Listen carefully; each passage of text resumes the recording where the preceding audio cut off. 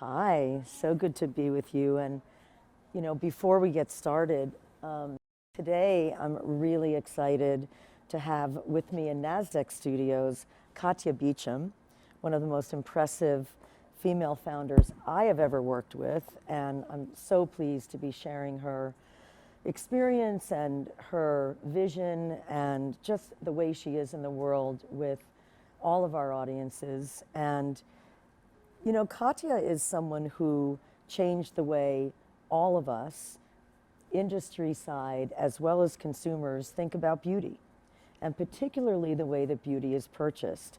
And the idea of gift with purchase sort of was flipped on its head when Katia and her co-founder launched Birchbox.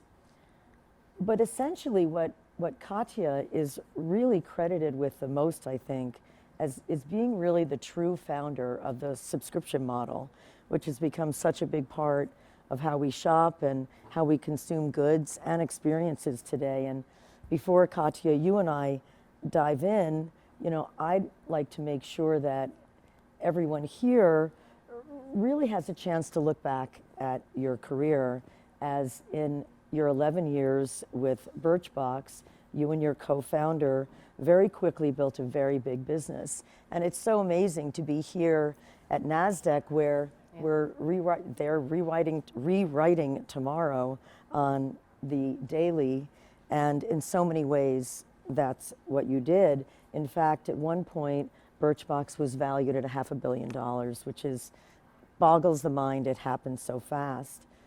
And we're going to talk with Katia today about a journey that I know included tremendous highs and lows, and it eventually led you to becoming a single founder, but you executed a sale on your own. And here at NASDAQ, where so many founders and investors and innovators really come to think about what it would be like to actually take their companies public, I think you have a fantastic story to really share with everyone. So Katia left her mark and her legacy as an extraordinary and disruptive founder whose passion for learning and building was grounded in her innate ability to see things differently and frame opportunities in a brand new lens. So this legacy of innovation, courage, passion, and most importantly, her love for building teams, which I know very well, and working collaboratively will continue to drive a change in a world where we're all emerging from chaos. So today, Katia is the new CEO for Victoria Beckham Beauty, partnering with one of the most interesting celebrities, but also female founders of our generation in Victoria Beckham. Katia, I'm so happy to be with you today, and I can't wait to dive into all of this. Thank you. But before going forward, I cannot think of anyone I would rather launch our new partnership with NASDAQ with. You're really going to be the first Fashion Tech Forum guest in NASDAQ studios, and we're going to host a number of brilliant and emerging and established leaders, culminating in our conference right here at MarketSite on April 11th in New York City. So thank you for being here. What an honor. Thank you for having me. That's amazing. So look, on that note, building brands and teams in a world emerging from chaos is our theme for this year. And you know me, I'm not one to, small talk, and going low is really not my approach. And so I think we're just at this incredible moment. And what I'd love to hear from you today is a little bit about that as we go along, but also some of the lessons that you've learned as a founder. Remember, I believe NASDAQ has an audience of roughly 21 million, and many founders will be looking today to really listen to what you've experienced. And I think I told you last night what I do when I prep these things. I sort of immerse myself in the world of the person, and in this case, and as many cases with our podcast, it's people I do know quite well. But listening to your interview with Guy Raz, I learned some new things, and I know that many people have heard how you built Birchbox, but I want to know a little bit about the lessons learned there that you now carry into your life and of course into being the CEO for Victoria Beckham. I mean, I've learned so many lessons, and I think it's not lost on me that I have many more to learn. And my ambition is to have a much longer career filled with learning. And I started Birchbox really understanding that, there was a long road of growth ahead intellectually, but not really emotionally understanding what that would be like. And I think, one of the things that I really lost sight of that was probably one of the most important learnings kind of halfway through the business, I started to realize this, was that, one's definition of success is really personal. And what's really important about understanding your own definition of success is that it is what inherently motivates you. So that if you are really pursuing your true definition, it energizes you, it fuels you. But if you get knocked into somebody else's, it depletes you and exhausts you. And, I didn't fully understand all of that. It's obviously in retrospect that I can look back and say, what was happening? Because, in the first few years, to your point, I was held up as being this huge success, right? And yet I was feeling more and more depleted and less energized, I'd say, by the work. Still really cared, wanted to do a good job, but had lost sight of what it meant to do a good job for myself. Yes. Personally. And I, have always been ambitious, I guess you could say. My first grade teacher would say that. Yeah. My mom would say that. But all of a sudden I found myself, in 2008 in this world of Harvard Business School. And I didn't really question or think like ambition, success, those are personal. I just kind of got into this kind of shared definition of what that was in the school, had an amazing experience, learned so much, and then started a business almost saying, well, of course, there is a definition of these things. But what I would tell you is that's not true. Yeah. There's so much nuance. And though, maybe there are themes that could unite some of our definitions, we really all have to be like motivated by our own thing. And for me, I think, success, as defined by size of business, the money that you make, the amount of employees you have, the amount of profit that you make. Of course, all of those things are really important metrics, but if it isn't done with the integrity of like really creating value in the world, really creating value for consumers, really creating a remarkable place to work, then it's not success for me. Yes. And I can't shake it. Yeah. I can't lose sight of that. And the other thing I'd say is that I was told really early on that there was no place for love at work. And I accepted that at first, right? Because I was told, this isn't your family. These are, don't use that language. We're teams, use like sports analogies. And while I agree it's not family, I think love is really misunderstood. And maybe I even understood it, misunderstood it when I was younger, but love is fierce and love is strong, and love is not about being soft. Yes. It's not about letting people slide. Love is about, how you can feel towards the people that are creating the value. And also that comes with being able to be more direct, wanting them to succeed above and beyond the role they're in with you right now, right? And I think, love is brave, and I think love can create arbitrage in businesses. And more importantly, I've learned love is my brand. So it's a part of me, and it's going to come with me wherever I go. That is an incredible lesson, especially as we think about a world emerging from what we've all been through in the last 3 years, and how we think about it here. And by the way, as also a founder of 3 companies, a co-founder, I should say, of, wonderful, I think brands that do really come from that place.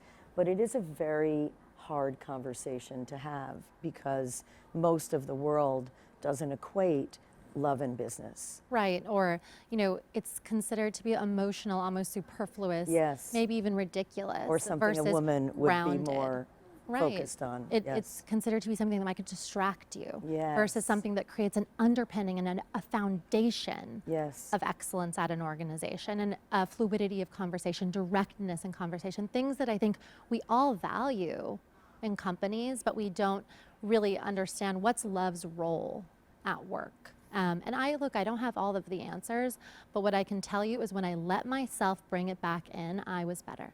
I was just going to say, when you saw yourself being knocked off that path, what was it like, and how did you reel yourself back to that grounding point?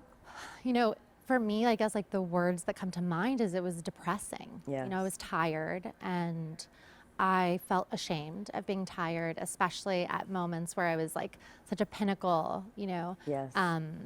moments when people were telling me that I was doing such amazing things and I didn't feel amazing and I wasn't proud. Yes. And so, you know, I think it is difficult and simple at the same time to do that introspection and say, coming back to yourself, coming back in your body and saying, what are the things that I really consider success, which aren't at odds with shareholder consideration, but are the nuances to yourself of, you know, creating that value, but in a way that you feel proud of, in the way that you feel represents who you want to be, the things you want to learn, and hopefully the lives you want to change.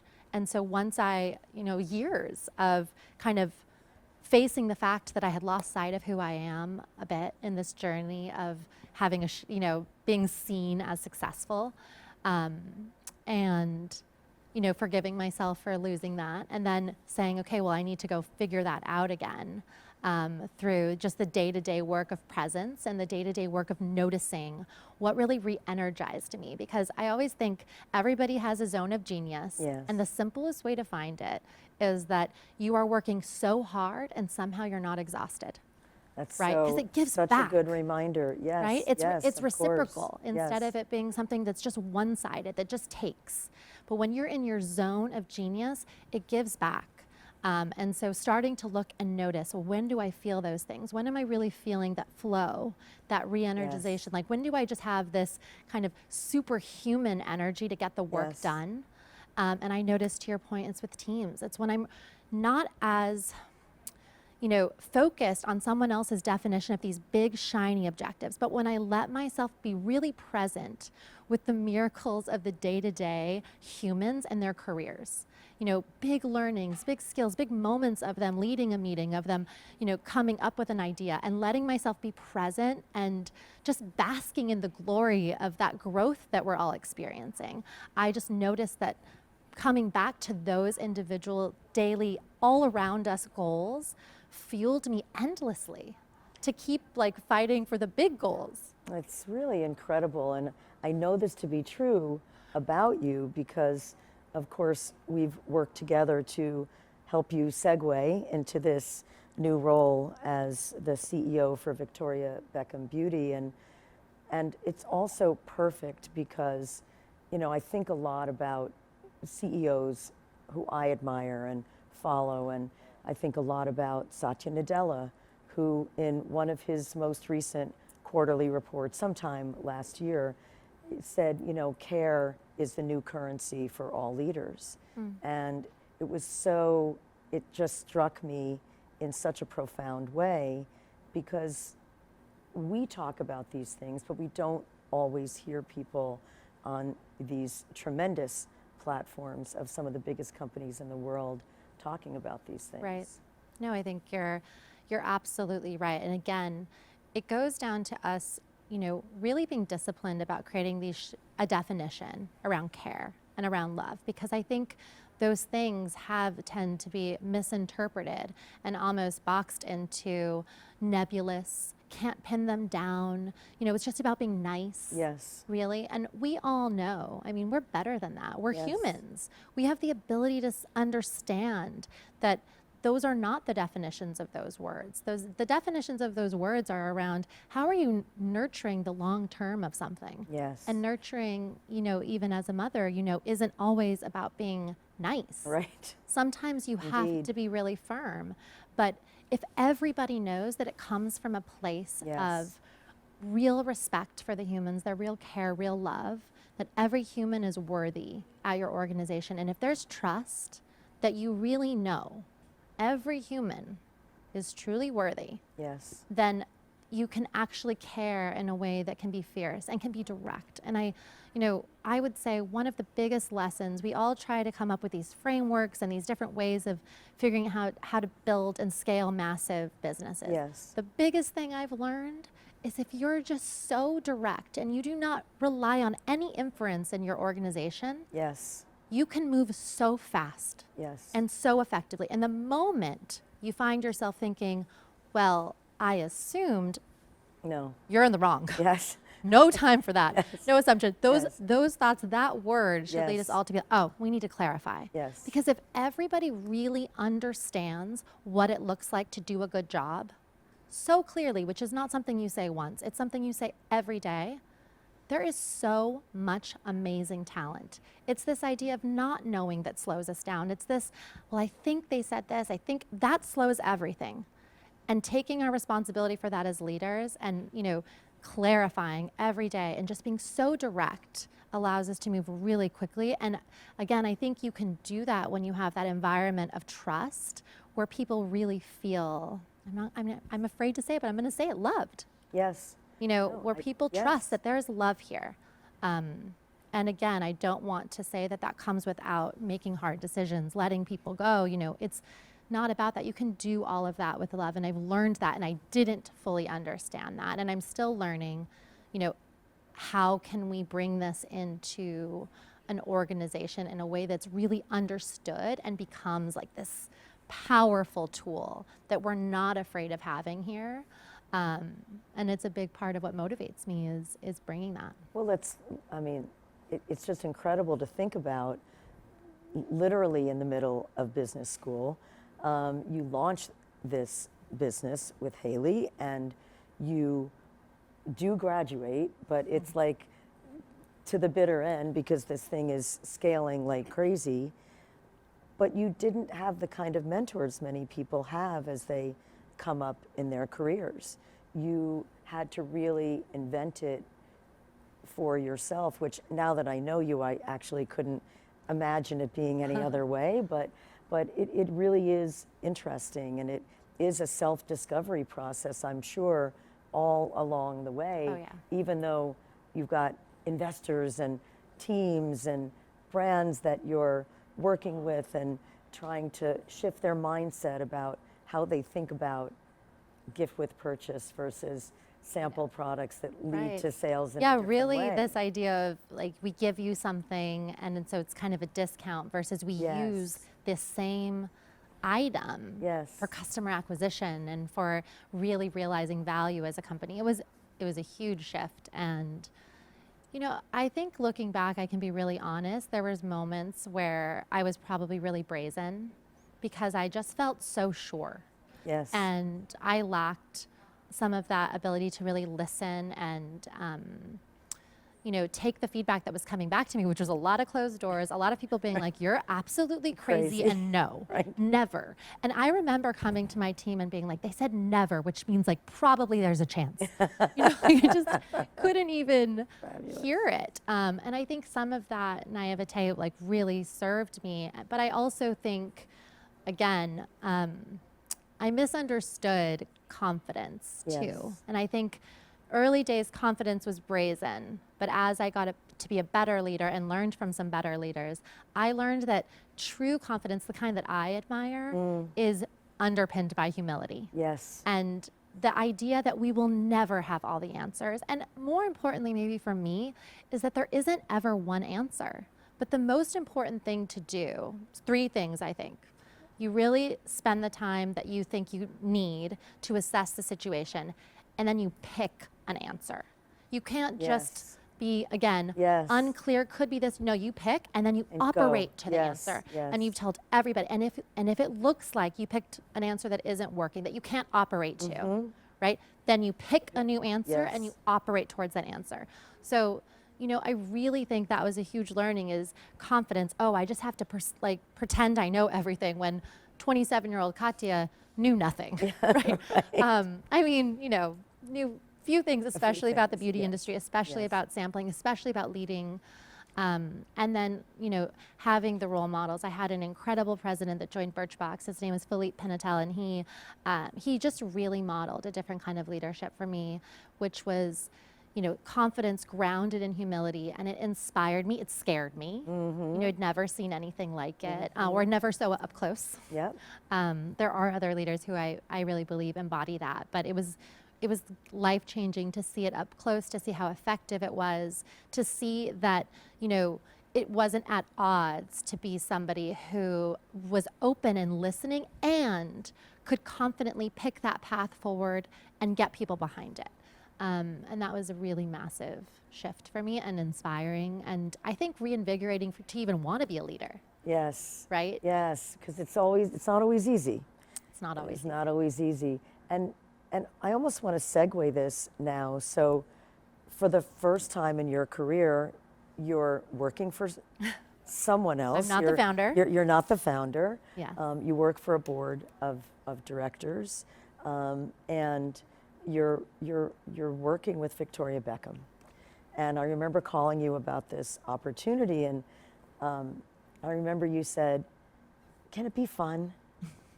And I thought to myself, this is me getting to know Katia. Well, I'm sure it can be, but that is a really interesting first question. And now that I've gotten to know you, I actually know what your definition of fun is. And can you share that a little bit? Yeah, I have such a great time working hard. I don't think it's fun to sit back. I think it is fun to lean in, but I always want to be grounded in the reality of what we're doing. And look, I recognize that makeup is not a necessity of life. To your point, you started off, we're going through big crises. Yes. And we aren't in a category that's a necessity. And we need to recognize that and respect that. As far as, the consumer is concerned, I really believe that recognizing the place we are in your life is important. So it should be about the joy of your discretionary money and moments in this category. Yes. We shouldn't take ourselves so seriously that we lose sight of being discretionary, being a place you come to for that joy. And I think part of what makes things joyful is that there is some depth, right? That you enjoy the surface of it, but if you peel it back or you scratch a little deeper, you're kind of like, oh, this is great. And I like, seems extremely thoughtful. And then if I scratch a little deeper, and the people behind it, I like them. They care. They have integrity. This isn't about, how do we convince you of something? It's how do we make something that is so good, it's to the highest standard, the standard of Victoria Beckham. Yes. Right? And share that with you.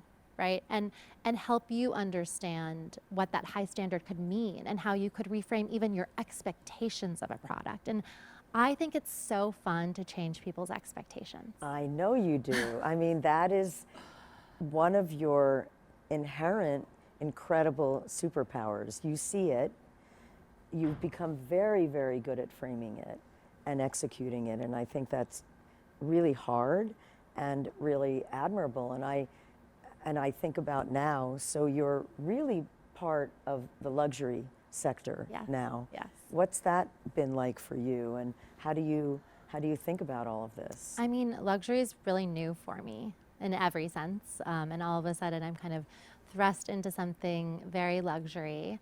And honestly, it's interesting how it came, because I was just spent a year doing some consulting and on my fellowship with, Henry Crown Fellowship, where I was really starting to research capitalism. Yes. And I became really passionate about redefining capitalism. I don't know how to say it. Reinventing capitalism. Yes.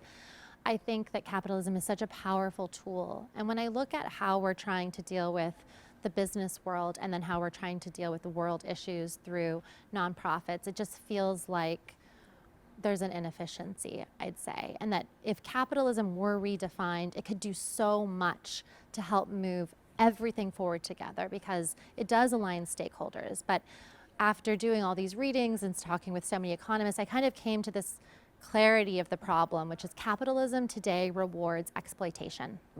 And that is the that is the flaw of it. Yes. It rewards exploitation, and exploitation is what creates all of these problems that we're trying to dig ourselves out of in various ways. Triple bottom line, B Corps, all of the things that we're trying to do to help resolve exploitation of the earth, exploitation of humans.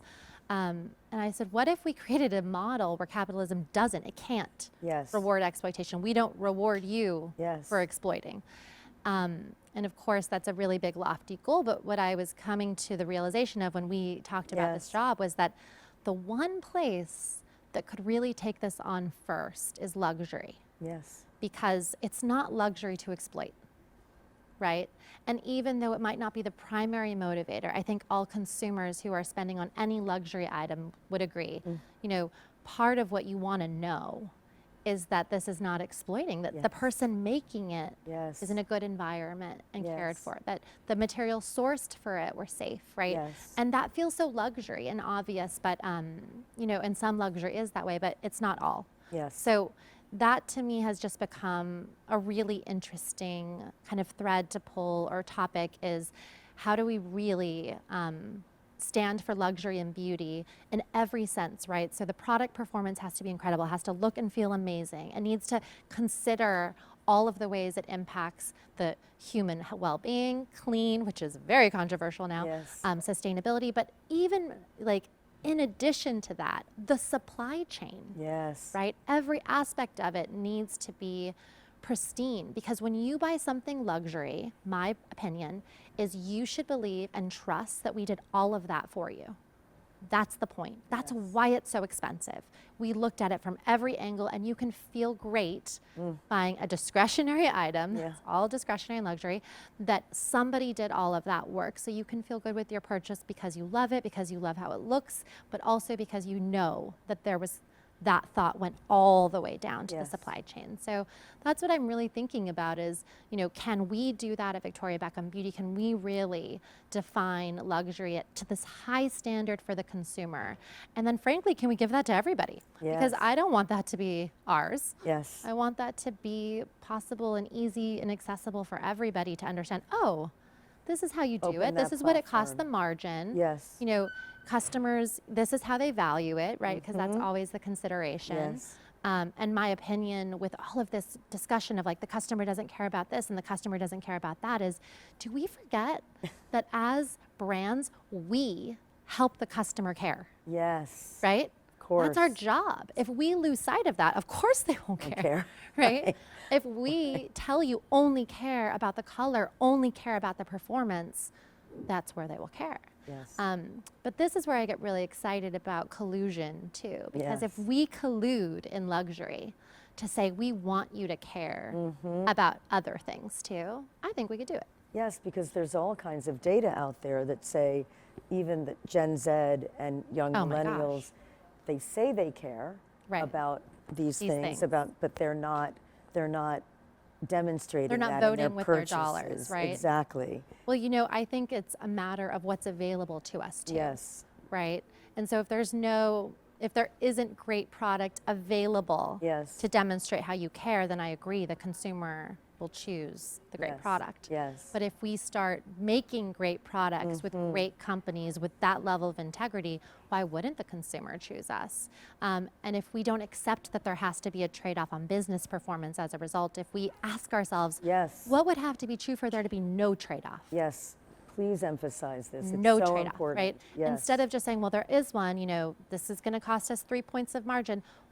How can we change that equation? Right? How can we think creatively about our P&Ls and where we're spending money? How can we think creatively about pricing and about leveraging these messages in marketing and the transparency that other wonderful brands have pioneered to help consumers care? To help such a great shift point, Katia. Such a good point. Our mindset around that. So it's hard. Whenever you're trying to change something, I think you start thinking about it from your one angle, right? You are the stakeholder that you consider. But truly, it requires this wide aperture of thinking when you're going to change, because every stakeholder has to collude in the change. And if you only think of what makes it valuable to your business, the change is a very uphill battle. But if you really say, let me help you understand how it can be valuable for us, and you design it that way. I mean, why wouldn't we all welcome that? And I spent so much time learning that at Birchbox, of building little mini P&Ls from my partner's Yes. standpoint to try to understand how I could make this a win for everybody. Yep. And, you know, it's not so simple, but it's also not that hard, because, you know, showing that intent, often the stakeholders want to help you understand it better. Right. So you might not have it all right at first, but then you can learn and adapt and then shift your thinking a bit so that that change can start to happen. And the other thing about change that I think I'm starting to realize, like what holds us back personally in change and what I think holds back industry in change, is that we are so afraid of our own hypocrisy. You know, we are ashamed to be a hypocrite. And if we don't embrace the inherent Yes. hypocrisy that will come with change, Yes. we will stand still. That's such a really insightful way to frame this. Because the problem with change is that you kind of don't see the ways that you're contradicting yourself right away, but the further you go, you're like, in order to undo, you have to see what you're doing. Right. Yes. And we're so afraid of being canceled. We're so afraid of this hypocrisy, and we are holding each other back from just being like, look, we are going to pursue the change. We are definitely going to contradict ourselves along the way, but looking at those contradictions are going to allow us to keep going and to keep getting better and to becoming less of a hypocrite on this, and moving forward is so much better than being high integrity and standing still on these things, yes. right? When nothing stands still anyway. Right, when nothing stands still anyway. But I just feel so strongly that as like humans, if we could just admit that if we are going to pursue growth and change in ourselves, we are going to be hypocrites. And that's just a part of the journey. Well, I mean, that's extremely inspiring, and thank you for sharing that. And I think now about celebrity is just a wonderful, not just a plus, but you're working with a really brilliant celebrity and founder, and female founder. Yes. What is that like, and how has that been for you since you've started? You know, it's another new thing. So luxury and celebrity, brand new for me. It's been honestly just so wonderful, which I kind of had I had a good feeling when I met Victoria. I think her little bit of the story that I really clung to is this woman who had just been so many different things. Yes. And really went for it, really committed. And so built an incredible, you know, career as a pop star, became, you know, almost an icon for women in terms of marriage and building her family, then, you know, building a fashion business, and then getting into beauty, so many different things. And you can really feel the ambition and the, you know, desire and real work ethic that's there. Yes. And also, you know, I'd say the humility really struck me. And the way, again, now I see it is that openness, like listening, being willing to listen. So I had a good feeling about it, but honestly, it's really wonderful, really exciting, because, you know, obviously when you're building a brand, it's hard to cut through, and you cannot deny how powerful it can be to have a celebrity. Yes. But nothing, you know, to what we started with, my own definition of success, you know, I wouldn't be excited to do that for just anybody. The fact that she has so much integrity that she really, really will kill a launch if it's something she won't use. Which is so fantastic. It's necessary. So wonderful. Yes. You know, when you're doing, I'm in beauty, it's a very fragmented space, it's huge. And in some cases, I cannot really imagine building a vertical brand where you're just like, so what should we do? You know, with Victoria, there's so much vision, there's so much constraint. And I've realized one of the things I really love about this brand that I want to pull through with it as we scale is keeping restraint in the brand that kind of comes from her having such high standards. So I'm having a lot of fun. I feel like I'm learning a lot from her. I feel like she's open to learn from me. And that's what makes the best relationships. You know, it's reciprocal. But it's really been a privilege. And, you know, to the point on my first question I asked you, it's fun. I'm so glad. I'm enjoying it. Makes me personally very happy. I know. And Just sort of shifting to business stuff. What do you know about consumers right now as we all go into this kind of murky space of recession, or how deep a recession will we be in, and what are people thinking about? And you're one of the greatest experts, I would say, in not just acquiring consumers, but really engaging them and really putting yourself in a space where you can really understand and feel what people want. Can you say a little bit about where people are these days? You know, I don't know that I think people are all that different right now, but what I can say is that it still somehow feels like really rare as a consumer to feel loved by a brand, feel cared for, loved. You know, it really feels in most cases like someone just wants to sell you something. And in some cases you want it, and so you're not really expecting anything more. And I think that we've almost said there are businesses that are adorable, mom and pop businesses where they can love their consumer, and then there are businesses that scale and are serious. Yes. Right. And I think we've really misunderstood the ability to scale care and love for our consumer, because it is 100% possible. We have the best data that we ever have. We have machine learning. And I don't think we have to pretend somebody is there, you know, writing the specific thing or guessing what you might have and looking at your picture and thinking like, what does Karen want today? Yes. But we have data to make your experience more relevant, which is a way of loving you and caring for you, right?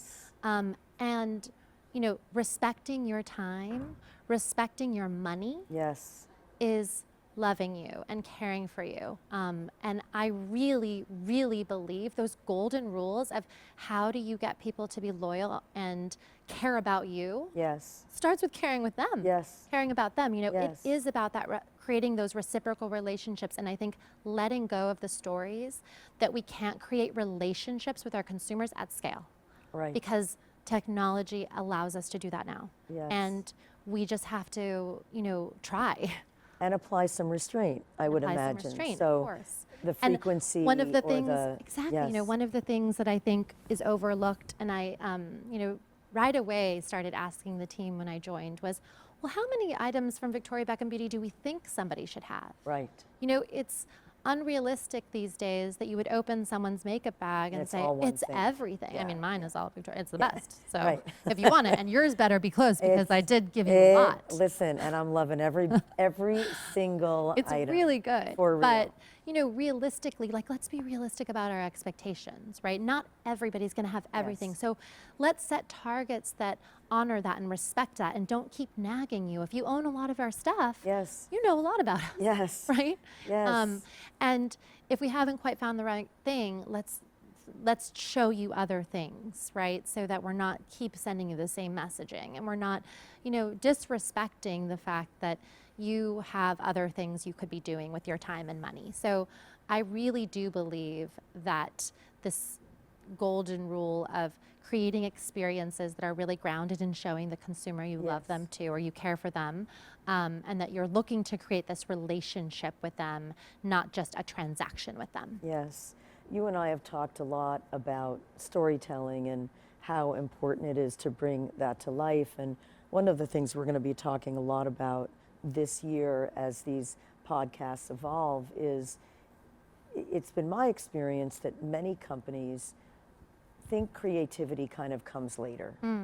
So you've got, you know, brilliant CEOs, but very operational and, you know, super good at potentially driving strategy and building brands through very operationally driven disciplines, which of course are important.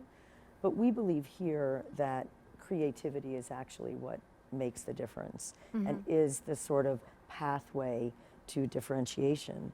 Can you talk a little bit about that? And I say that because I've also been seeing some of the new work come out in my own Instagram feed, so I'm seeing some things come. But can you talk a little bit about that and how you think about creativity?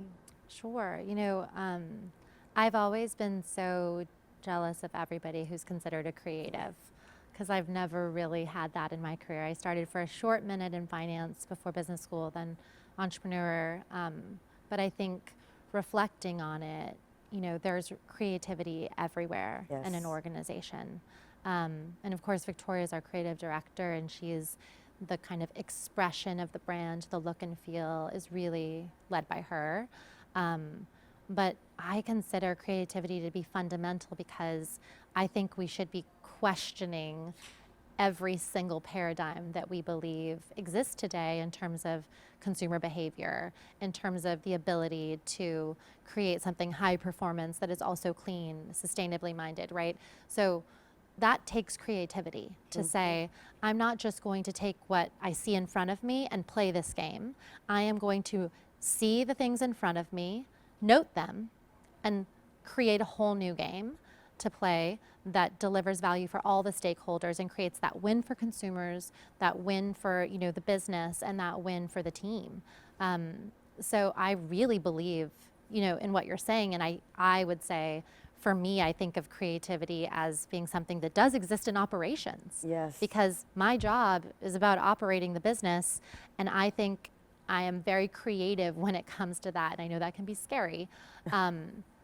But it really is necessary if you want to not just be subject to the game that's out there. Yes. Is one, really understanding, well, why have we accepted this is the game to be played? Who wins in this game, right? And what are the different players and what are the different pieces? That's really important to understand so that you can use that as an underpinning to kind of be creative and think, well, if I can still get these people to win, how can I do something that does better for, all of these other aspects and dimensions of success that I've mentioned, which are, really creating something that has that integrity, that challenges luxury to be non-exploitative. And how can I think like this, but still operate within the constraints of growing the business massively, staying profitable, creating the best products. And I think that takes a lot of creativity, and that creativity is absolutely within the operations. Yeah, it's critical. And of course, having a creative director, as you do with Victoria Beckham, is such a wonderful plus. Oh my gosh, it really is. It's really huge. And moving now a little bit to, here we are, NASDAQ rewrites tomorrow. So you and I are sitting here doing this again 5 years from now. What does it look like? What does it look like for you? What have you accomplished? But how do you see the new paradigms in the world? What does the world look and feel like to you? 5 years feels so short. For me personally, I think the most important thing is that I'm pursuing something very ambitious with my own definition of success at the end. So I love tasks that could seem almost impossible. So I hope in 5 years, I'm still pursuing things that are very lofty with my own definition of success. I really, really care to have impacted this view of luxury and capitalism and exploitation. And if I can do anything to contribute to that and to motivate other companies to consider, how can we collude to really say there's no space for exploitation in luxury, I would be really excited to be on that journey. And I think for consumers, I have optimism for the world because I think we're having different conversations than we did certainly when I was starting. I mean, I feel like there was such a veiled conversation around what it took to build a business. We were all scared to be ourselves, to have our own definitions of success, and even having the space and oxygen for a conversation about business where I am saying the word love a lot, and I think consumers are asking more questions and they're getting involved. And if we can continue to challenge paradigms, but really think as individuals in our everyday lives about all the stakeholders, how can we build the world we want to live in together? And that requires questioning things and being a really good listener. And I'm optimistic that we are just waking up and getting better at those two things. and it's not going to be easy. It's really uncomfortable to question things that we all really want to be right. But if we have a shared vision of the continuation of humanity, Indeed. and Yeah. a flourishing world where there's less inequality, I think, we can come together and have enough shared activity where, there's space for so many different ideas, because I really believe in humanity. I know that sounds like a silly thing, As but do I. I do. I believe in us. I think that there may have been a time when we kind of accepted, well, this is what we're capable of and this is who we are. But I think this is the era of us questioning that and saying, we're capable of better. I mean, we've accomplished incredible things, but we have let ourselves believe in a lot of fallacies of trade-offs. Yes. And how do we challenge these ideas of trade-offs and challenge our own definitions of success and challenge these things that kind of underpin how we got here and shape them, right? Because, we can. Yes. It's our right. We are all inventors. Yes. And we are all the creators of this world. So if we all take that on, I just have so much optimism. It's incredible, but it makes me also want to ask you about social media in general. And how I'm not on it. And how you're not on it, and which I think is a really interesting sort of question to pose to you. Year 4, you're not on it. And before you answer the why for yourself, what's going to happen? Like, how do you see this? I mean, clearly many are saying that this recession is really led by a downfall happening inside the technology sector. Mm-hmm. So how do you think about all of these things? I mean, I think it goes back to, again, even, when was it? Like 8 years ago when social media really transformed from Instagram. And we, as consumers, just kind of really accepted, okay, this is what it is and this is what we can do. I think it is really adjacent to the conversation we're having around questioning it. Yes. And saying there is absolutely a space for this. There's a space for it in consumer, there's a space for it in media, and news, right? But how do we want it to work so that it's enhancing our lives, not taking over our lives, right? And it's really helping give humans leverage to have more interactions in person, right? Yes. If technology was giving us leverage to have more meaningful real interactions, I think that we would all love that. And I think we're at a moment when we can say, when there's a hard pendulum swing where everyone's like, oh, no one's going to do this again. I think we all know. Yes. It's not usually the case. Yes. I'm kind of with Aziz and Zari, love to throw all of our phones into the East River, but I know that's not going to happen. So how can we progress this and say, if we don't like what social media is doing for certain segments, 13-year-old girls, plagues me. Have a 4-year-old daughter, 9 years. I mean, why don't we stop engaging on the things that would allow those entities to monetize it, right? Yes. And how do we just question it, change our behaviors, the subtlety of everyday change, that's where that hypocrisy comes in. Maybe we cannot completely give up something, but we do set limitations, and you hear this all the time. And I think those small changes will matter, but I think that there will be a world where, we reframe social media and that it can be a good thing, yes. Maybe even a great thing. Obviously, I've had a very intense reaction to it of, I just don't want to be there. And it's a personal choice because I just noticed that I really care to feel grateful about all of the gifts of my life, the people that I know, my beautiful family, my health, and that social media was not helping me. I was losing sight of all the greatness, that's here for me. And I feel so grateful just walking around on healthy legs every day and getting to hug a friend and feel love from somebody and, have healthy children and all of these things that I want to just notice every day. When I was on social media, I wasn't noticing. And I said, I'm just going to give this up for 2 weeks, and then it was 2 months, and then I just noticed that every time I looked at the icon, I felt Something. Yes. anxious, Yes. upset. Yes. And once I realized that, I thought, what am I doing? Why am I even considering? Let's just put this aside, because I don't have to do that.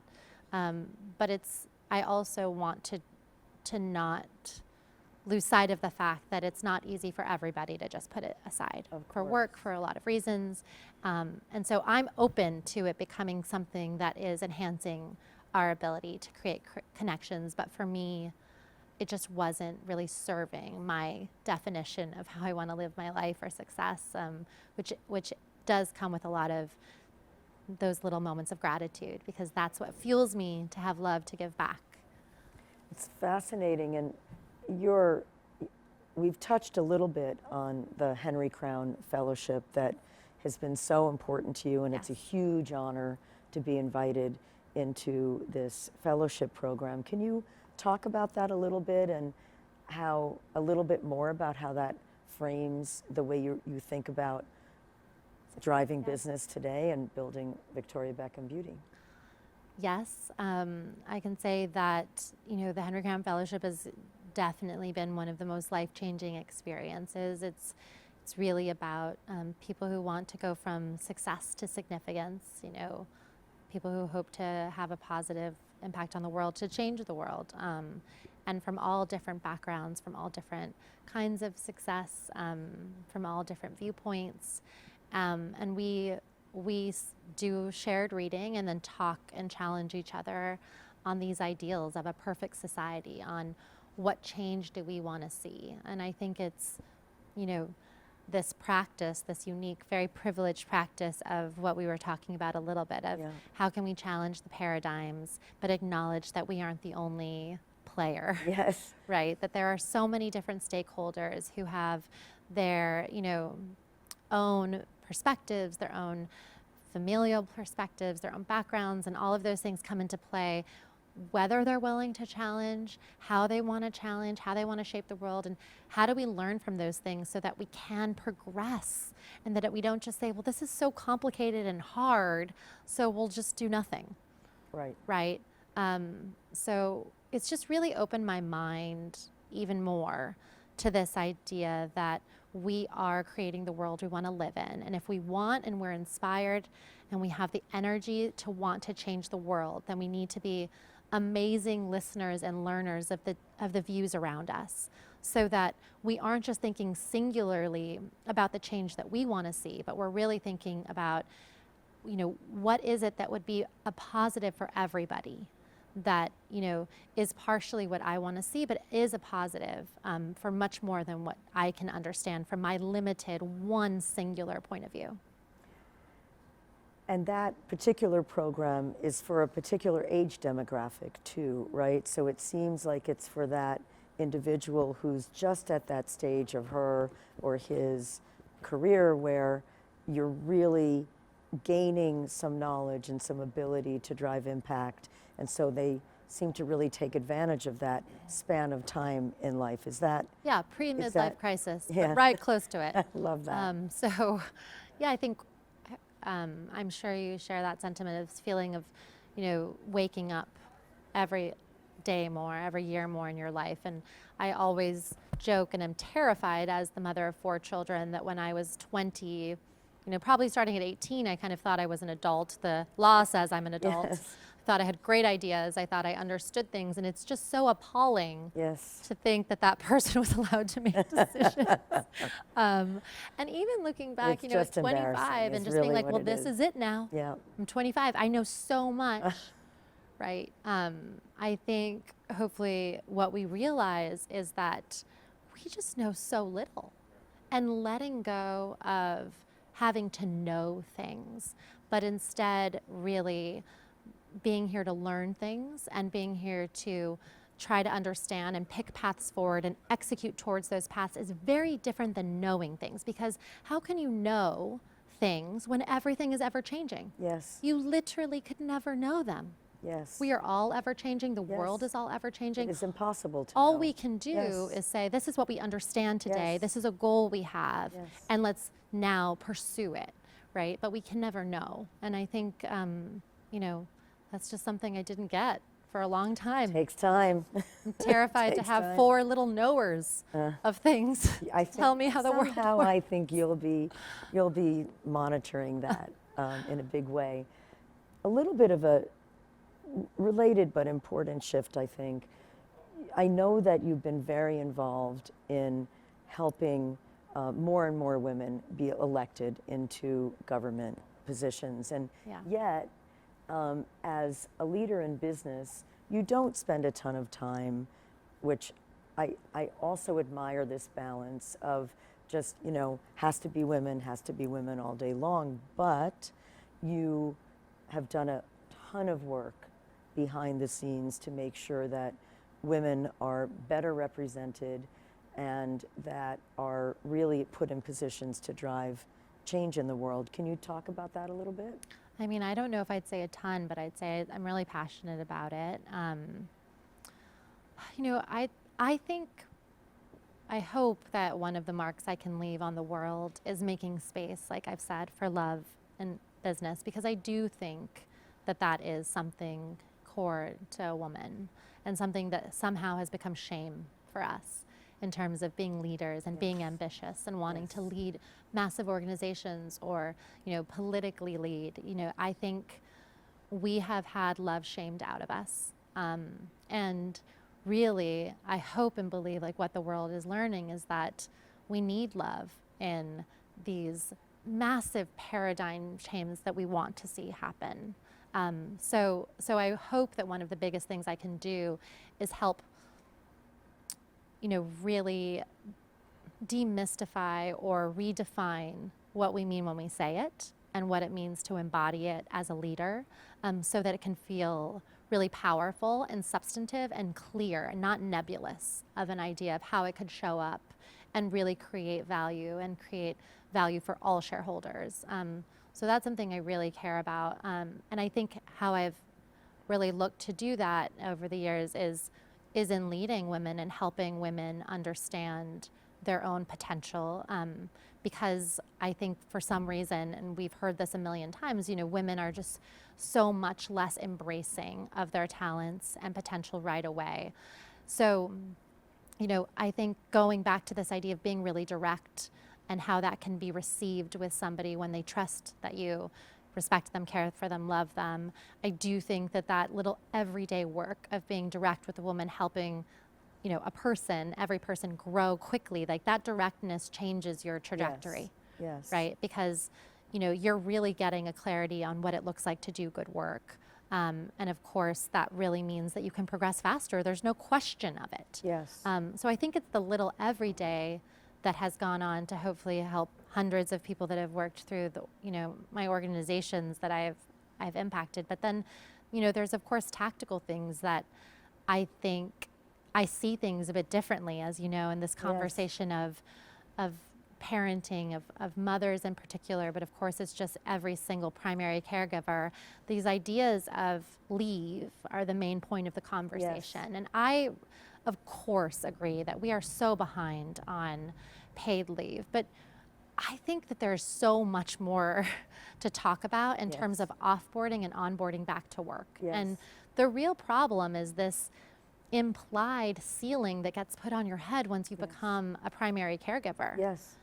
This idea that you're less ambitious, it's implied, right? It's understood that you would progress more slowly. I mean, why do we accept those paradigms? Those are the exact structures that we should be questioning. Why would that be the case? Here's the math I do. It is very jarring mentally to go from not being a parent and a primary caregiver to suddenly having a life to care for. Right? It's jarring, and it's really most jarring, I think a lot of us can relate to the first time. So let's say you have 6 months of being off. Right? in a 50-year career, Right. could we not just say It's that okay. it's a little, it challenges your entire identity. Yes, You're trying to figure yes. so much out about who you are, let alone how to operate this new life. Yes. Right? And can we not say that we are not going to let that moment derail your trajectory? And can we plan beforehand, this is the trajectory you're on, and you stay on. So I really believe in this offboarding conversation, this onboarding conversation, this idea that you don't suddenly plateau Yes. because of this big change. And that's a more tactical thing that I've cared, about and that I've really tried to implement. But, I hope that it's also just the day-to-day way of treating people. This is so important.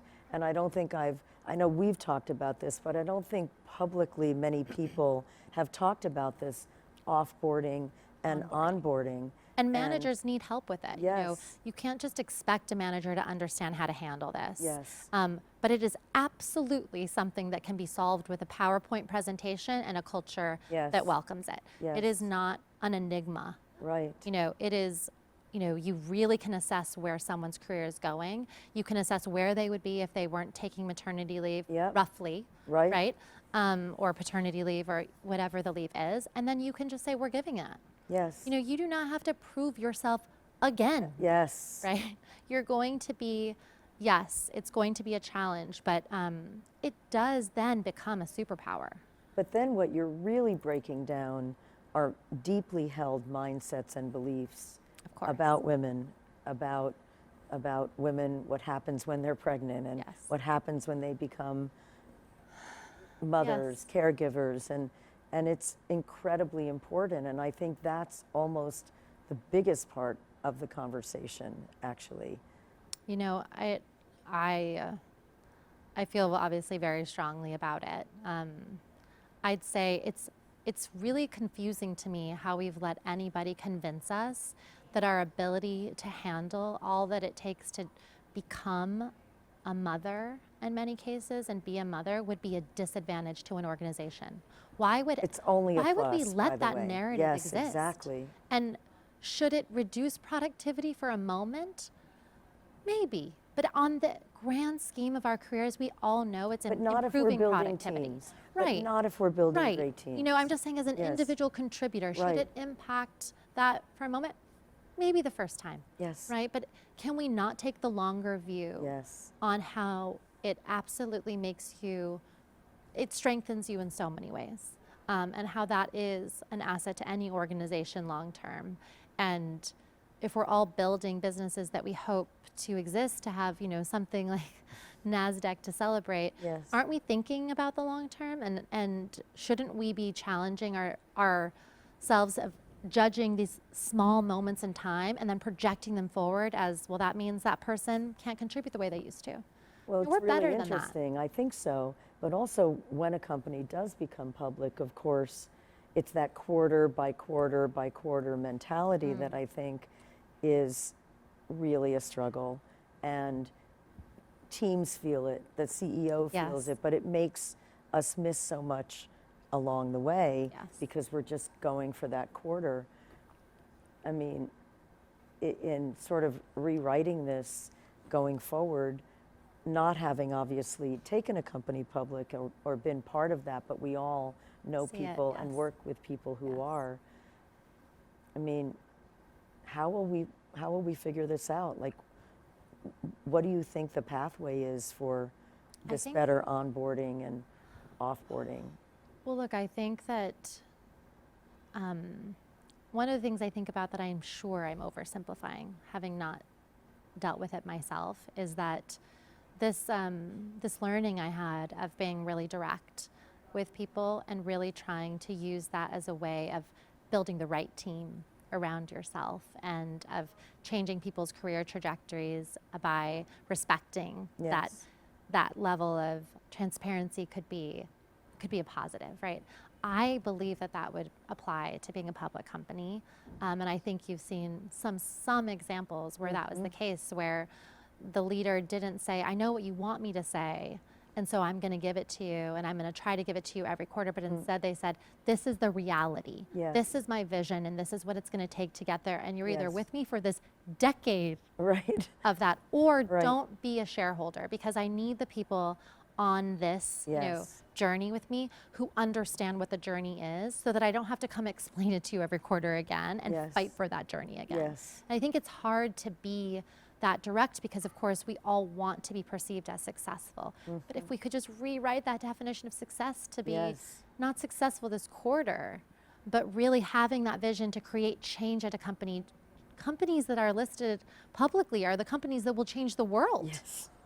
You know, if Exactly. you have that vision to change the company, to change the world, I want all of those leaders to be, driven to have that direct conversation with their shareholders, so they can get rid of the people who don't want it Yes. and attract the people who do. I mean, Yes. that in and of itself feels so powerful.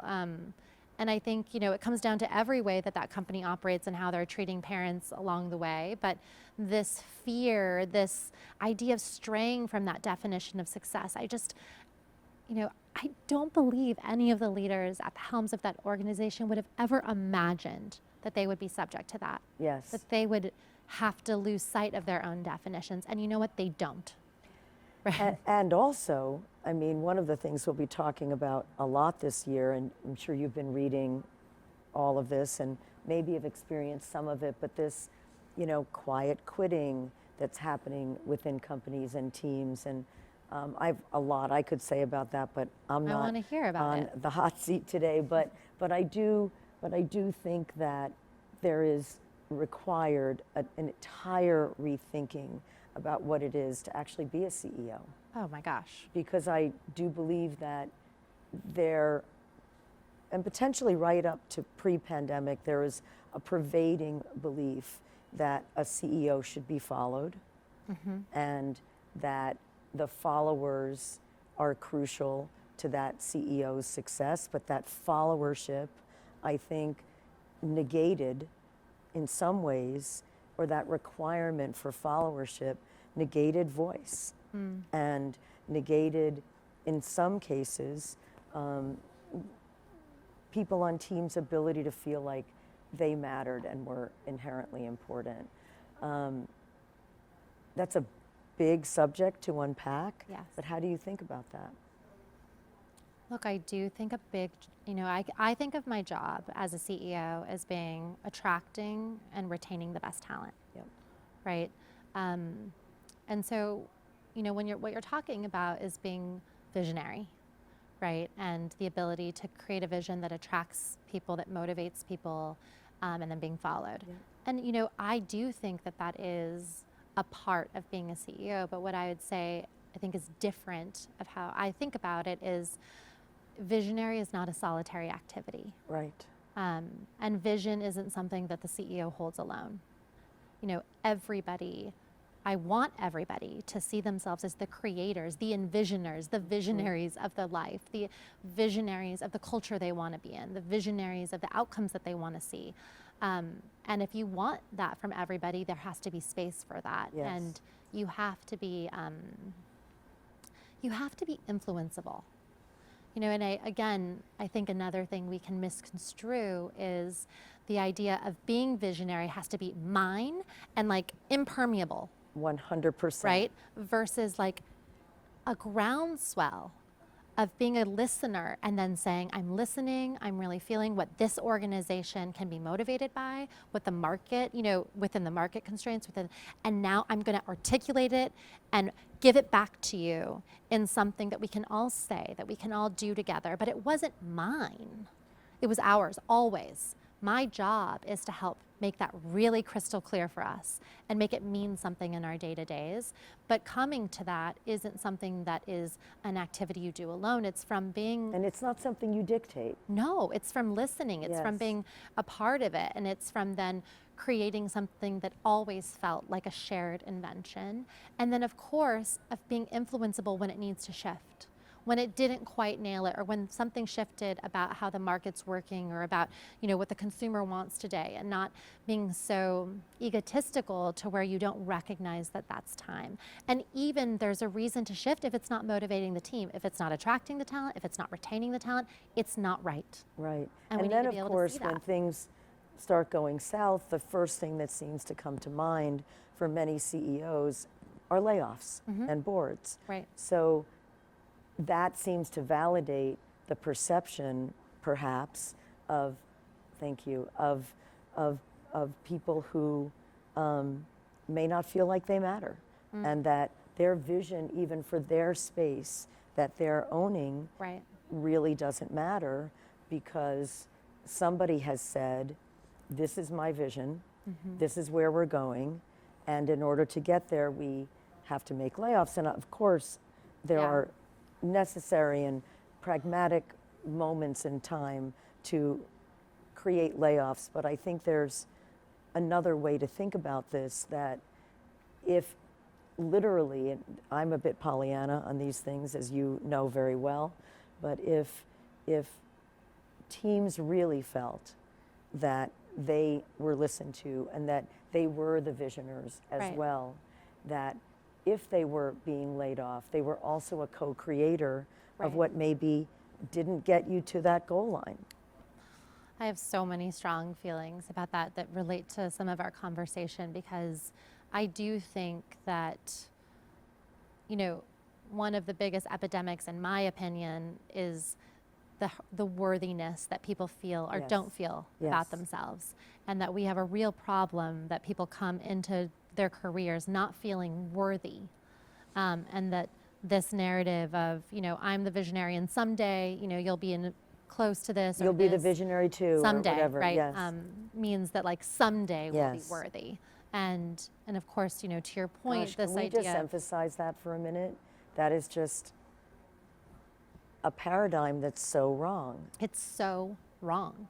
That You were born that worthy. someday you'll be like me, and someday you might actually be worthy of this. Contribute to this. So right? now Whereas, you know, I'm- you're right. contributing from day one. You're worthy. And I was just having this conversation with an employee the other day. I said, you know, giving feedback to you, you know, or even criticizing what you do, isn't about a deficit that you don't have. Good for you. Right? It is Yes. about moving forward on the Yes. trajectory I can see you want. Yes. Right? And it's about saying, you know, if you want this, Yes. these are the things that need to change. These are skills you need to have. It's not about because you don't have And these not yet. everybody wants the same Right. thing, by the way. Right. Yeah. But it's not about because you don't have these yet, there's Yes. a deficit. And that Yes. once you fill the deficit, then Yes. worthiness comes. Yes. Right? And how I think, you know, one thing that strikes me about what you're saying of layoffs, that I really made this mistake, and it is the chronic mistake, in my opinion, of investors, is the lack of seeing the worthiness of